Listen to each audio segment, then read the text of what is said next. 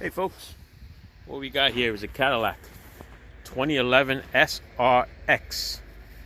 Customer complaint is no daylight running light. Okay, check this out. It's on over here. This is the strip. The LEDs, remember, there's no bulbs, and it's out over here. None here. Check out the little marker light. This one here, okay, to see there's no bulb. It's an LED. And look at this side. It is out. You see it?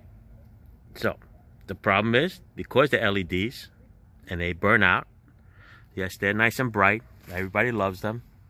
But the problem is, when these go, you have to buy the whole headlight assembly. Alright?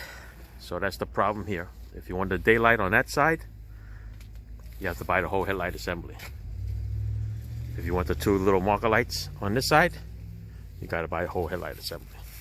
So we're talking, I think $1,200 each. Right? So a little less than $3,000 for headlights. Crazy, right? But the low beams and the high beams work. That's what matters most right now. So you can drive it. Turn signals work. Fog lights work on the bottom when they're on. All right, so see what the customer says. Crazy prices. LEDs, that's what they get. Might have to go used.